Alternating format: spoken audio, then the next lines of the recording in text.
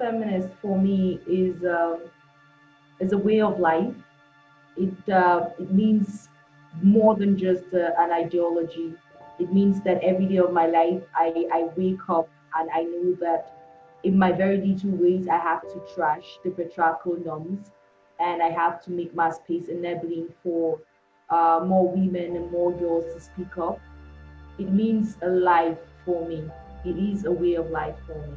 The link between education and feminism is something I feel that, to an extent, I've probably spent all my young life trying to let the world see. So I'm a very radical intersectional feminist, and I believe in the power of education. I believe that we can reach the biggest of barriers through education. I believe education and knowledge is power.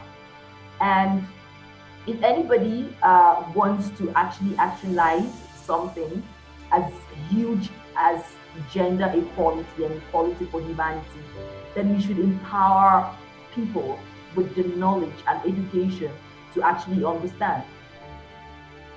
Education is one of the most powerful tools for driving progress for gender equality and promoting girls' access to power, agency, and leadership in adulthood.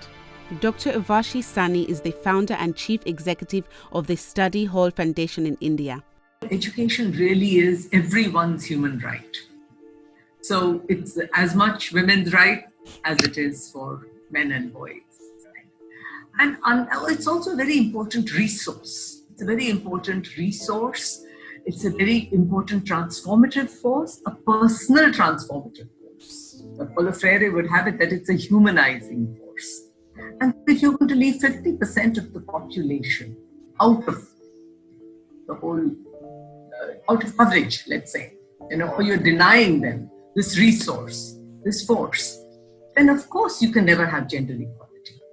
Delphine O, Ambassador for the French Ministry of Foreign Affairs and Secretary General of the Generation Equality Forum. When you put more girls in school, you create a virtuous circle that will drive success for gender equality. When you think of it, when girls go to school and stay in school, because those are two different challenges, they have to go to school, but they stay in school until the end of secondary education. What do you have as positive results? You have fewer unwanted pregnancies. You have fewer forced marriages. You are able to improve women's economic participation in the job market. You are able to improve women's political participation. Just more generally, you're really able to raise living standards and health standards of the entire family, not just the girl, but then the girl who is going to become the head of a household. If she is educated, she's going to be able maybe to become an entrepreneur, to earn a living, and so on and so on. Yet, millions of girls around the world are denied an education due to gender norms, which dictate what they can and cannot do. Girls may be marginalized from education for many reasons. A.B. Albrectsen is the CEO of Plan International. There's still a gender gap in terms of access, particularly at the secondary level. Social norms in society, communities everywhere still value girls' education less than boys. So that's in and of itself a barrier. And as soon as a girl becomes an adolescent, is grown up, starts menstruating, all the things that comes with adolescence, parents and society feel that her education attainment is less important. Fatu is a feminist leader and education activist with Plan International Sierra Leone. Being a feminist to me as a young lady from Sierra Leone means like everything in the world, because growing up in my community, I had to see young girls at my age not going to school, not getting access to quality education just because they were girls. Lucia Fry, Director of Research and Policy at the Malala Fund. Girls are assumed to be destined for marriage, for life in the domestic sphere, often outside of the household that they've grown up in, whereas boys are more destined for formal types of work, to bringing in an income to the parental home. And so it's seen as a good investment to invest in boys' education rather than girls. But overcoming barriers to education for girls is just the first step. It's what happens in schools that is crucial for driving progress for gender equality. People talk about education being a very powerful transformative force, and I definitely think it is. But only if it is, even only if education is transformed, only if we take a very hard look at what we teach, why we teach it, and how we teach it. So not just access to education, equal access to education, but also a kind of education that helps girls and boys think equally is extremely important for gender equality. And if you ask me, it's really the key. Because a lot of the inequality that exists, the unequal social structures, the unequal distribution of resources, the problem is really an unequal mindset. A mindset that thinks that women aren't of equal value and so they deserve less, and so this much is enough for women. That is what leads, and women accepting that, thinking that yes, they're not equal and so they deserve little and they deserve less, and that's all right. And so when you change those unequal mindsets and make them equal, women begin to drive their own equality as well. And so, of course, education is important, but more importantly, you need a certain kind of education in order to achieve gender equality. So what needs to change to unlock the gender transformative potential of education? Dr. Rita Bissoonauth, head of the African Union International Center for Girls and Women's Education in Africa. What is important is to ensure that we have gender-sensitive teaching and learning environments. What do we mean by this? By this, we mean that it is important to have the curriculum, which is gender-sensitive, the teaching and learning resources, which are gender-sensitive, the administrative background, the environment, which are gender-sensitive. Too many countries still produce learning materials with gender stereotypes and few references to women and girls. A lot of school curriculums miss out on the opportunity to showcase female role models, showcase women in leadership positions, showcase women as scientists, as doctors, and that means that girls growing up all over the world cannot be what they cannot see. So they're just not used to seeing women in leadership positions. And gender transformative education, if we really got that content piece right, we would reshape the way girls see themselves, their families see girls, and how society sees girls as a whole, which could move the needle on so many of the things that we need to move in terms of getting gender equality right. I never saw a mathematics book, a woman on the cover of a mathematics book, like teaching, doing something more impressive. All I saw was women in the kitchen cooking, women carrying water on their head, women carrying babies on their back, men in office. We need to change the way how we portray women in school. And for the homes, we need to give the mothers like the power, not just to like look after the children and prepare food for them while they go to school. For education to empower girls and young women to become leaders and change makers, it must equip them with certain core competencies. Professor Erin Murphy-Graham of the University of California, Berkeley. So when we think about empowerment from a feminist perspective and empowering girls to be feminist leaders, I've worked with Cynthia Lloyd on a notion of empowering education for girls that has a core set of values and then core competencies. And the core values of that education system are dignity, that each individual is a dignified human being, equality, that dignified human being's life is equal to that of others. So we have to eradicate ideas about inferiority that are often perpetuated by society. An education must have as its educational goal that girls learn to think of themselves as equal, autonomous persons deserving respect. You must understand that a discriminatory social structure even if and a discriminatory family structure even, is wrong. It's not natural, God-given, it's historical, it's socially constructed, and it can be deconstructed, it can be changed. And then they must be led to imagine a world in which they are equal, autonomous, and the drivers of their lives, living a life of their own choosing. Louise Holt is the Director General of Social Development at Global Affairs Canada. We've seen that schools, when they are working and when we're providing them with the right resources and supporting teachers and who are able to offer quality education and supportive environments, that girls can learn, they can share ideas, they can work together around how they can support each other and their community, and they grow to become leaders in their community. I've tried in my bit to make efforts to change the patriarchal norms by bridging the knowledge gaps in Nigeria. So I've been making a whole lot of effort as regards education, knowledge and capacity building, because I believe that when you give people more knowledge, they understand more. So I'm presently running, I'm coordinating the National Youth Platform of ActionAid, and I'm obviously coordinating from a very feminist perspective. And I presently run a feminist platform and organization which I founded, Whispers to Humanity, some time ago, where we started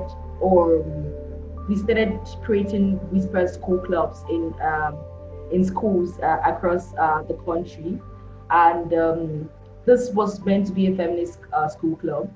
But at first we had to visit the schools and talk to them about feminism and be sure that we had people that were interested in joining. And then the other value is the idea of active learning. So individuals learn by doing. And so these educational spaces need to be spaces where we can learn by doing. They need to be participatory. So with those ideas at the core, then we've identified 4 different domains for empowering education. The first is the idea of critical thinking and learning. So we say that individuals need to develop the capability for critical thinking, and that allows them to analyze their own lives and the social systems around them to work for change. Nani Zulmanani is the president of the Asia South Pacific Association for Basic and Adult Education. First, in terms of its curriculums, the education system, the curriculum in education system, not only to give the knowledge and skill, but also have to touch the heart, mind, and also perspective of the learners. And the second, the process of how the learning is delivered. So it's not one way, but it's a process of building critical awareness based on lived reality of the learners. Create debate around issues in the classroom. Don't spoon feed kids answers to society's problems, but have the kids themselves engage in debate, because that's a huge skill that is necessary if you are to engage as a leader in a movement, in politics, etc. Many schools across the world have students' participation in various school councils, in forming and shaping the school, etc., and representation as a student in these various student bodies is hugely formative for future leadership roles. So what we do is go into these school clubs and empowering them with the knowledge to understand what feminism is. And all the schools that we've been able to do these things, we came into the educational space and we had female presidents in classrooms. And these children are going to lead those schools, and their mindsets are going to change for the better. If we can give power to education, if we can empower young girls and young women with knowledge and capacity and education, then we must have solved 50% of gender issues. education is power. And if we can link these two together, giving every child equal education, free, equal, and fair access to education, then we'll be creating a world where humans would be truly equal and free. A world where people would actually exist and understand that this person is human and I owe humanity to be nice and respect people's human rights. I think education and feminism are two things you can't get them away from each other. We have to educate people. Empowerment is not just about improving the lives of individual girls, but allowing girls together with their peers and their communities to push forward practices and attitudes and beliefs that allow us to attain the type of society that Bell Hooks envisioned, one that is free of sexism, free of sexist exploitation, and free of repression. You engage the girls in community work right from when they're in school. We have a little group called Virangana, which means woman warrior, which they started. The girls started themselves by then. And so they always, it's even making sure girls are being educated. If they won't come to school, then they teach them. So what happens is, what I found is that then these girls now are becoming ambassadors, also becoming role models. So other girls say, oh, I want to be like her. I want to be like this baby. So we have been going to the grassroots because if you want to achieve an equal world, you want to get a world where young girls are equal to boys, you need to start with the communities, because child marriage mostly happens in the communities. Teenage pregnancy, girls not getting access to quality education, starts with the community, and the community is a solution. For the Girls Get Equal campaign, specifically in Sierra Leone, we are doing great with it, my colleagues and I, because I'm not just the only person who is doing it. Our main aim is to see girls get equal freedom, equal rights to education, equal rights in making decisions, and equal rights in thriving in their community. So I would love for all educators to think about life outcomes when they're thinking about girls' education. That what kind of an education will transform their lives so that they can be equal citizens, equal persons, autonomous. The girls are denied autonomy. And if they start thinking like that, they will understand that the traditional education for girls is just not enough. Even access, just not thinking in terms of access, completion, equality, need to redefine equality. It must include a critical feminist pedagogy. There is absolutely no doubt in my mind that if we get education right, if we can achieve gender transformative education, we can massively accelerate gender equality.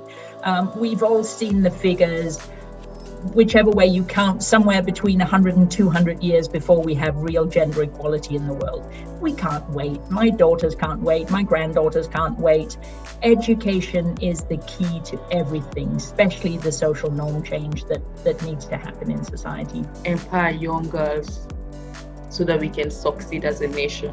If you invest in young girls, if you invest in women, it's good for the long run, not just for today. Because as women, as young girls, we are powerful. I'm saying this again. We are powerful, we are smart, we are strong, and we are meaningful. And we are partners in development. Ungai is 20, and in the next 20 years, Ungai will be 40. And in the next 20 years, I can't wait for that world where every child, every girl sees education as a right and actually owns it. A world where every child has access to free, accessible, and her very own education. A world where in 20 years time, I'm going to be a much older woman, and then I'm going to look down and see younger generation of girls, and I'm going to feel proud that I was part of this vision, I was part of this vision, I was part of this dream, I was part of this movement, and have brought millions of young girls into the space with knowledge, capacity, and with all the strength that it takes to take on the world.